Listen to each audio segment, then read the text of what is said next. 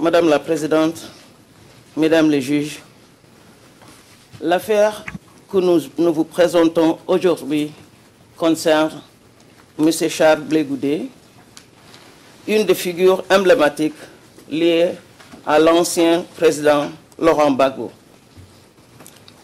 Sur la base des éléments de preuve à sa disposition, l'accusation affirme qu'après les élections présidentielles de 2010, M. Blé Goudé a eu recours à la violence contre des civils afin de maintenir M. Gbagbo au pouvoir.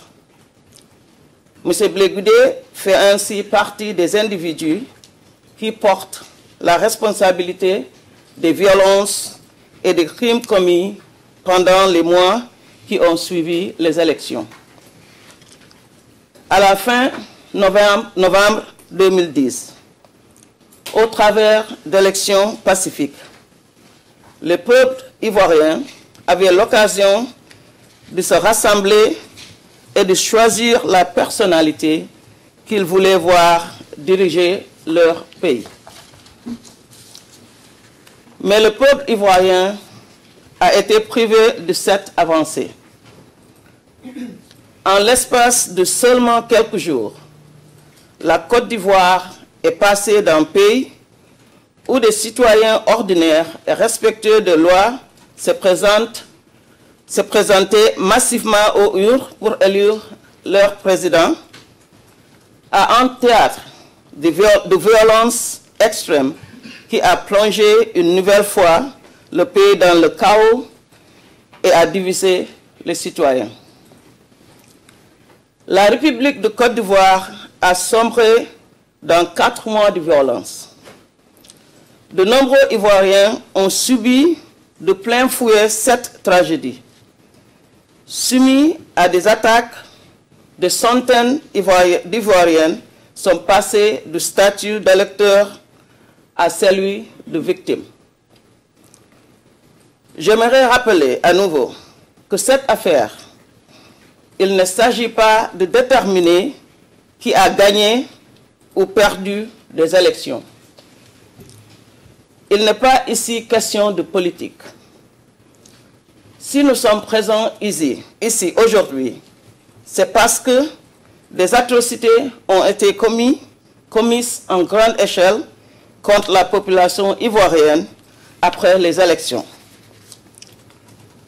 Comme je l'ai mentionné lors de l'audience de confirmation de charge de M. Gbagbo, nous sommes ici pour envoyer un message fort à ceux qui envisagent ou tentent d'accéder au pouvoir ou de s'y maintenir en ayant recours à la violence et à la brutalité. Ils devront dorénavant répondre à leurs actes. Madam President, Your Honors, with your indulgence, allow me to now continue these opening remarks in English.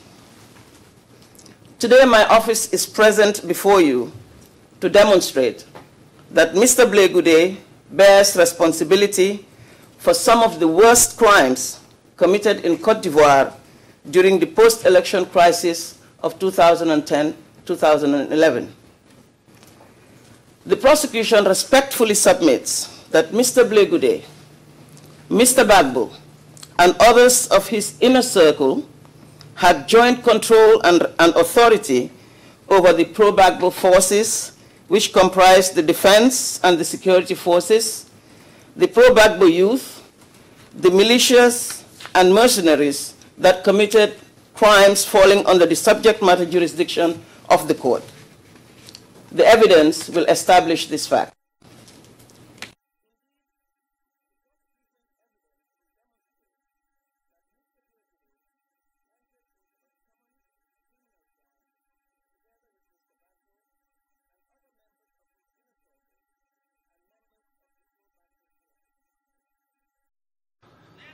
Leur plan consistait à maintenir M. Gbagbo au pouvoir par tous les moyens, y compris par la commission d'attaques généralisées et systématiques contre des civils soupçonnés d'être des sympathisants de M. Alassane Ouattara, l'ancien Premier ministre du pays et candidat aux élections présidentielles de 2010. Pendant toute la période de référence, M. Blé Goudé a été le chef des jeunes pro-Gbagbo et a exercé un contrôle et une autorité directe sur les membres de ce groupe.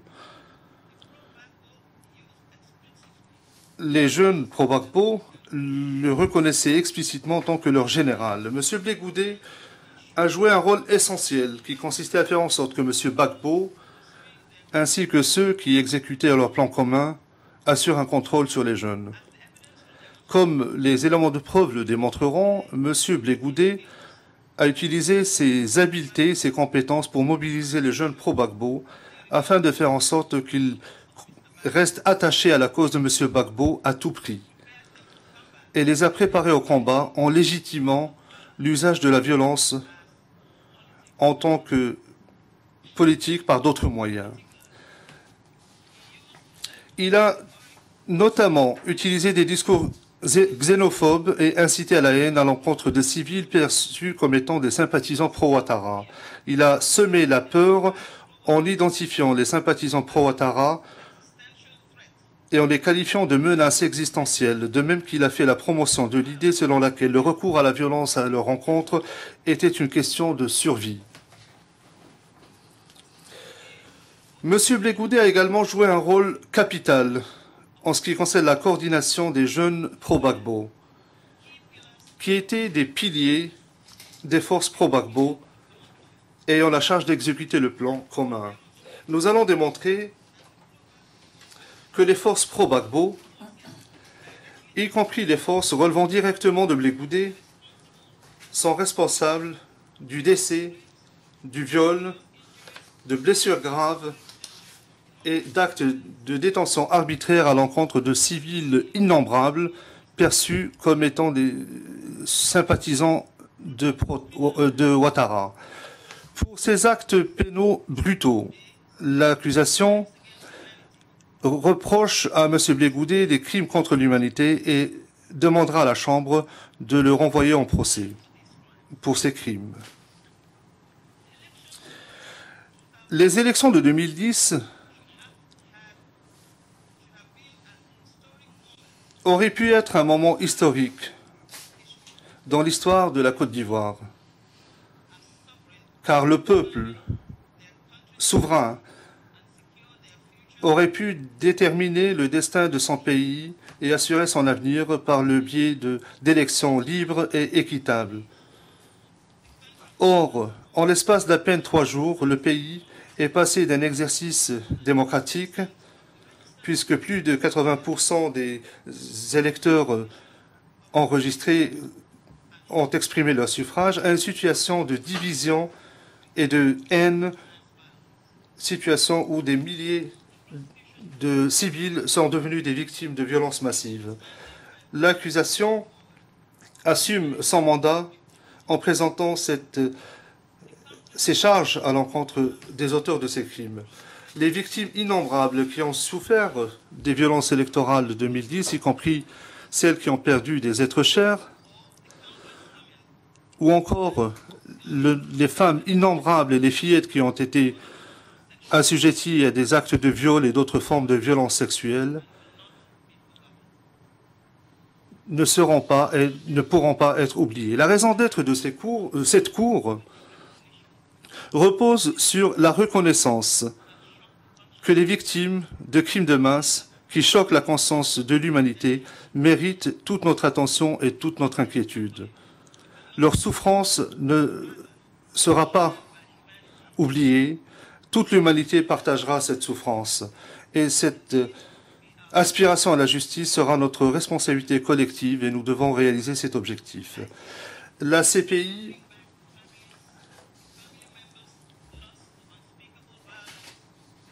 ne redonnera pas vie aux membres des familles qui ont perdu la vie à la suite des actes de violence indicibles et ne pourra pas faire oublier aux victimes la douleur et la souffrance qu'ils ont subies. Pourtant, en exigeant des comptes de ceux qui sont responsables de crimes Demain, la Cour pourra aider les victimes à retrouver un sens de la justice, ce qui permettra peut-être aux cicatrices physiques, émotives et sociales de guérir. En imputant les charges de crimes relatives aux crimes commis lors des violences électorales de 2010 à M. Blé Goudet, l'accusation espère contribuer à ses objectifs. À cet égard, Madame le Président, Mesdames les juges, je voudrais déclarer la chose suivante aux fins de la transcription. La détermination de l'accusation est sans faille lorsqu'il s'agit de sévir contre ceux qui sont à l'origine des actes de violence contre des civils en Côte d'Ivoire à la suite des violences électorales de 2010. Nos enquêtes dans ce pays ne sont toujours pas achevées. Les enquêtes prennent du temps et j'encourage tout un chacun à faire preuve de patience. Et je rassure tout le monde, justice sera rendue. C'est ce qu'exige le mandat de mon bureau et c'est ce que méritent les victimes. Madame le Président, Mesdames les juges, en la présente affaire à l'encontre de M. Blé Goudet, nous avons retenu 5 événements qui sont représentatifs des crimes commis par les forces pro-Gbagbo lors des violences post-électorales, ainsi que la responsabilité pénale individuelle de M. Charles Blé Goudet. Dans le cadre de nos présentations, nous allons résumer nos éléments de preuve essentiels s'agissant de chacune des charges proposées. Les éléments de preuve démontreront que M. Charles Blé Goudet est, somme toute, pénalement responsable pour le meurtre d'au moins 184 personnes, le viol d'au moins 38 femmes et fillettes, et le fait d'avoir causé des blessures graves et de la souffrance à au moins 126 personnes en commettant les crimes de persécution à l'encontre d'au moins 348 victimes. Ce sont là des crimes graves et nous devons sévir en conséquence. Permettez-moi d'insister à nouveau sur le fait que les charges qui feront l'objet de cette audience de confirmation de charges ne concernent que les actes et la responsabilité pénale individuelle engagée par M. Blé Goudet. Ces charges ne visent pas le peuple ivoirien et ne sont pas non plus à l'encontre de l'un ou l'autre segment de la population ivoirienne. Ces charges ne visent pas non plus un groupe politique, national, ethnique ou religieux en Côte d'Ivoire. Ces charges visent un individu dont le comportement, et l'accusation le démontrera, a mené à la commission de crimes qui ont victimisé l'ensemble de la population ivoirienne. La procédure devant la CPI repose sur le principe de l'équité et le plein respect des droits de M. Blé Goudet en tant qu'accusé en vertu du cadre statutaire du statut de Rome. À la fin de l'audience de confirmation de charges, c'est à vous et à vous seul qu'il appartiendra, honorable juge de cette Chambre, de décider de renvoyer M. Blé Goudet en procès sur la base des éléments de preuve qui auront été présentés devant vous. Merci, Madame le Président et Mesdames les juges. Avec votre autorisation, je vais demander à mon grand frère, M. Eric MacDonald, de résumer les charges et les bases sur lesquelles se fonde la thèse de l'accusation à l'encontre de M. Blé Goudet. Merci de votre attention, Madame le Président.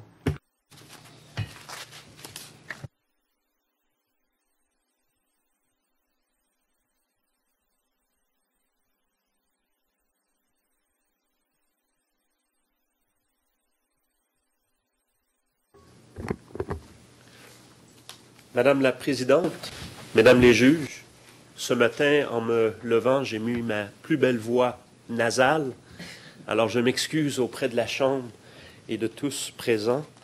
Je souffre d'une sinusite depuis déjà quelques semaines. Alors, ceci étant, je vais tenter toutefois d'être intéressant en référant aux éléments de preuve au dossier. et en les résumant pour le bénéfice de la Chambre. Tel que vient de le mentionner Madame le procureur, M. Bligoudé était un membre clé de l'entourage immédiat de M. Gbagbo. Ce faisant, les faits de la présente affaire sont en grande partie les mêmes et à tout le moins intimement liés aux faits de l'affaire dans le dossier de M. Gbagbo. Il est donc aussi important de rappeler le contexte de ces deux affaires. Dès son accession à la présidence de la Côte d'Ivoire en octobre 2000, Laurent Gbagbo a eu pour objectif de se maintenir au pouvoir, y compris en réprimant ou en attaquant violemment ceux qui contestaient son autorité.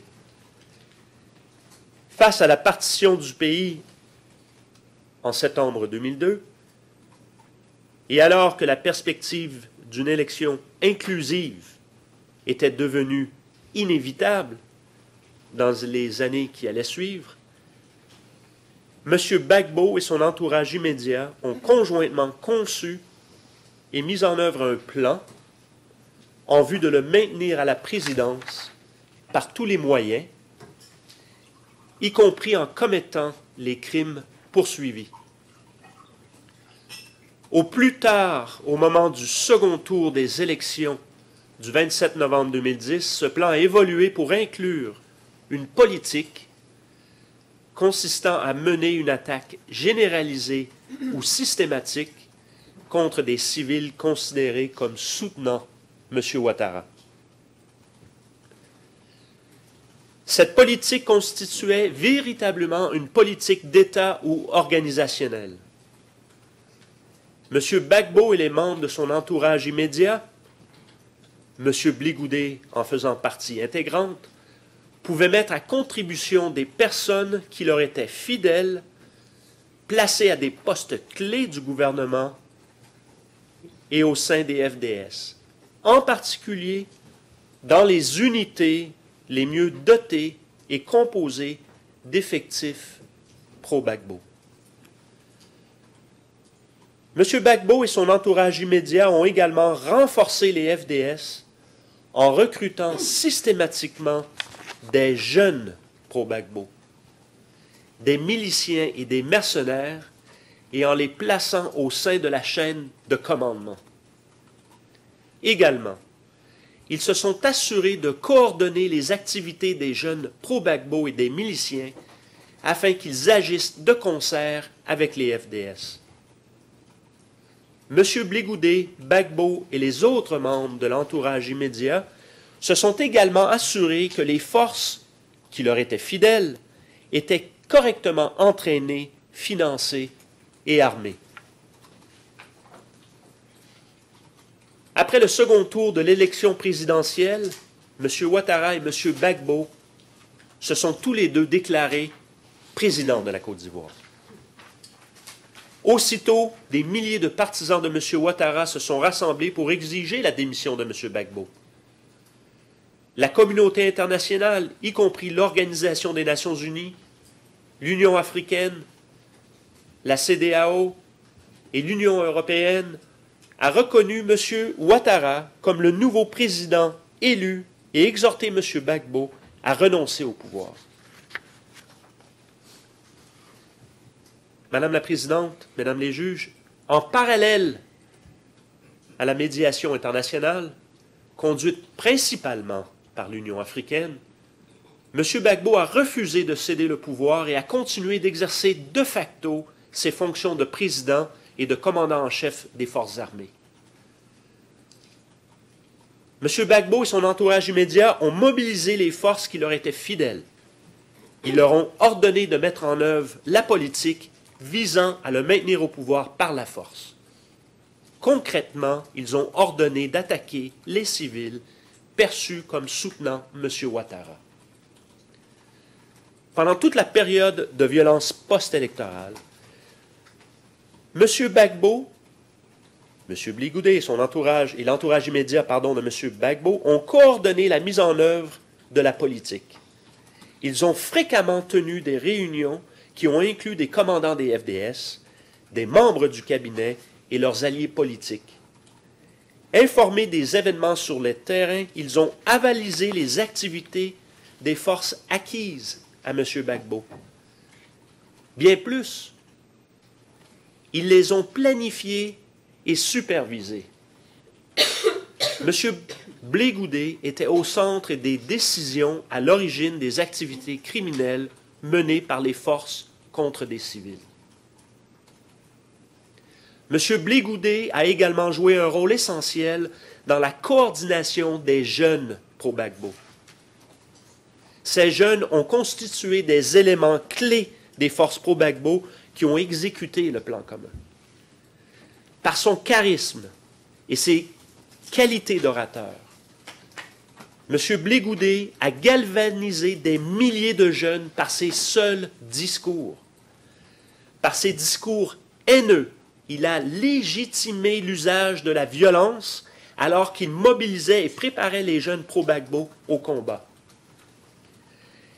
Tel que Madame le procureur l'a souligné, il a incité à la haine, notamment en utilisant une rhétorique xénophobe.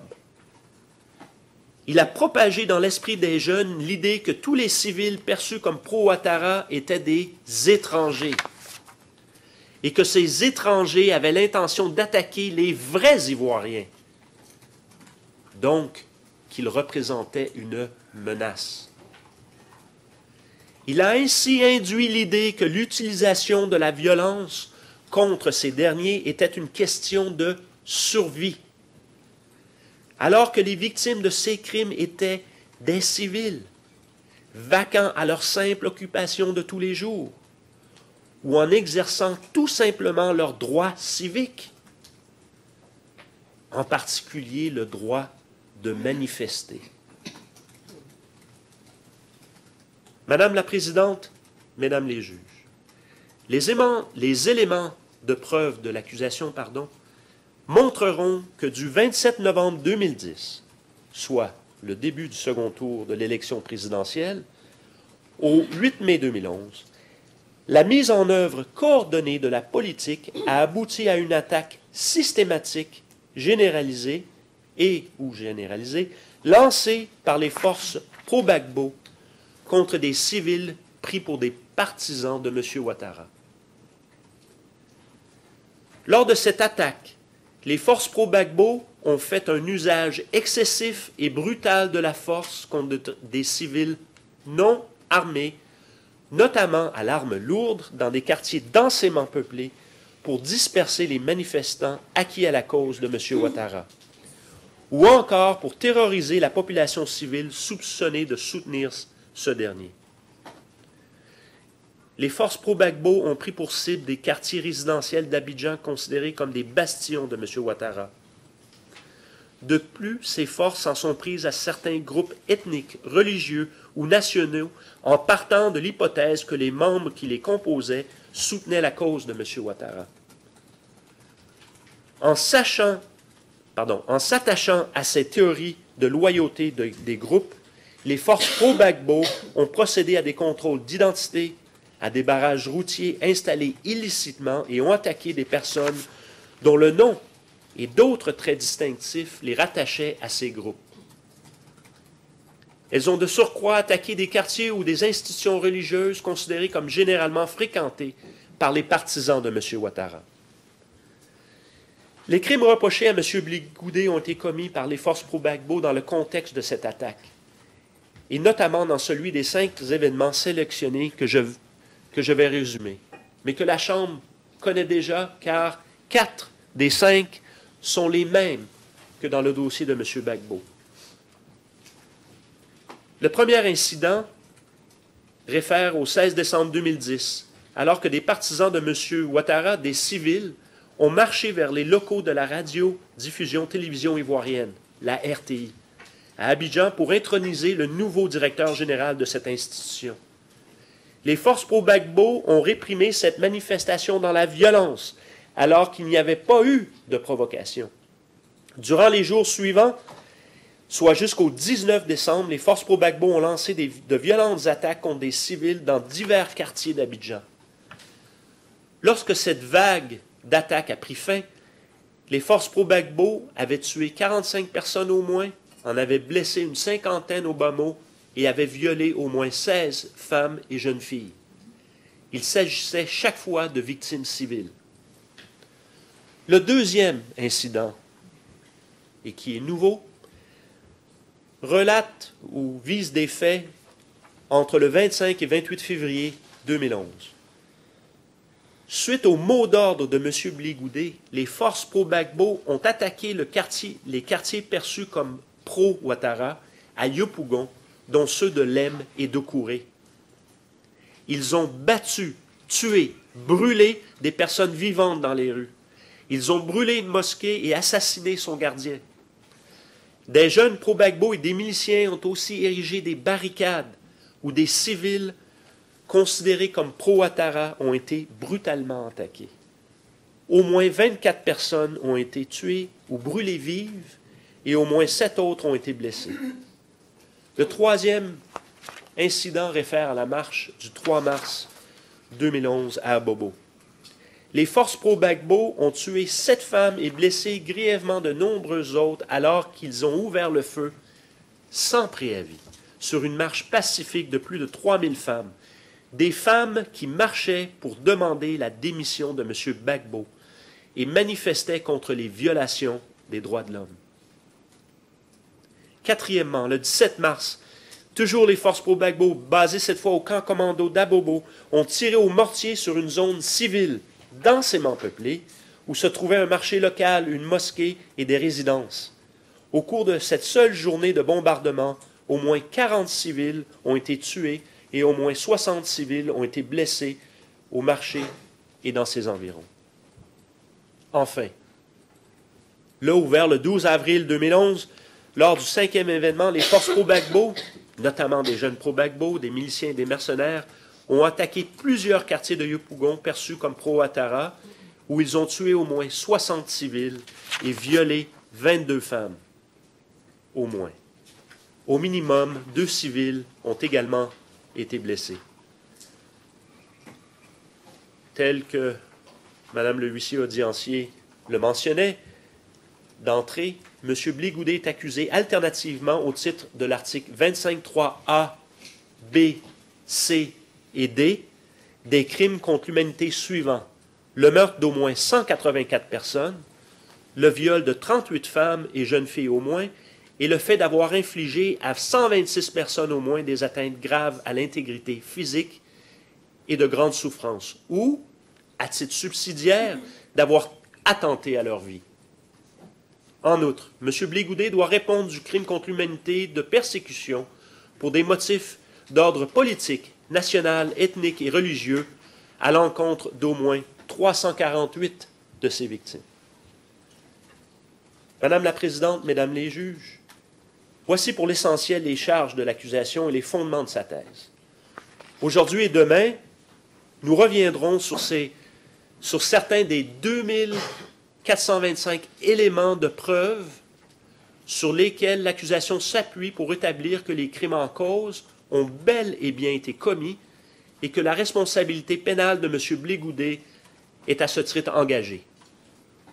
Permettez-moi à présent de vous indiquer brièvement comment nous avons structuré notre présentation, les thèmes que nous allons aborder, et je terminerai là-dessus. Tout d'abord, suite au discours liminaire, j'aborderai l'ascension de M. Blé-Goudet au sein de l'entourage immédiat de M. Gbagbo. Par la suite, ma collègue Mme Bernikova décrira les crimes commis à la fin février suite au mot d'ordre de M. Blé-Goudet dans les quartiers de la commune de Yopougon. Mme Huck résumera par la suite les éléments de preuve plus spécifiques à la participation de M. Blé-Goudet aux 4 autres événements pour lesquels il est poursuivi. Mais compte tenu du temps alloué, nous ne reviendrons pas en détail sur les faits ayant mené à la commission de ces crimes lors de ces 4 événements. Et pour ces mêmes raisons de temps, nous ne reviendrons pas également sur la nature généralisée et systématique de l'attaque lancée contre la population civile. Toutefois, Comme la Chambre a pu le noter, nous l'avons fait in extenso dans notre document contenant les charges. Suite à la présentation de Mme Huck, M. Galmetzer présentera par la suite les éléments des différents modes de responsabilité et comment les faits, tels que décrits à la partie 9 de notre document contenant les charges, s'appliquent à ces éléments. M. Stang reviendra sur la contribution essentielle de M. Blégoudet au plan commun, ainsi que sur sa coordination au sein de l'entourage immédiat. Enfin, Mesdames Shubin et Varga concluront en décrivant comment M. Blégoudet a incité les jeunes pro-Gbagbo à la haine et à la xénophobie, comment il a induit cette idée que l'utilisation de la violence était une question de survie, et comment, dans ce contexte, les mots d'ordre de M. Blégoudet ont mené à la commission des crimes violents contre des civils considérés comme pro-Ouattara. Madame la Présidente, honorable juge, à l'issue de l'audience de confirmation des charges, l'accusation demandera tout d'abord à la Chambre de conclure à l'existence de motifs substantiels de croire que les crimes en question ont été commis. Elle lui demandera ensuite de confirmer que la responsabilité de M. Blégoudet est engagée et qu'il doit pénalement en répondre, et enfin de renvoyer M. Blégoudet en procès afin qu'il soit jugé sur la base des charges telles qu'exposées dans le document de notification des charges. Je m'excuse, notre présentation a peut-être dépassé le temps alloué, mais nous avons terminé. Merci. Je vous remercie.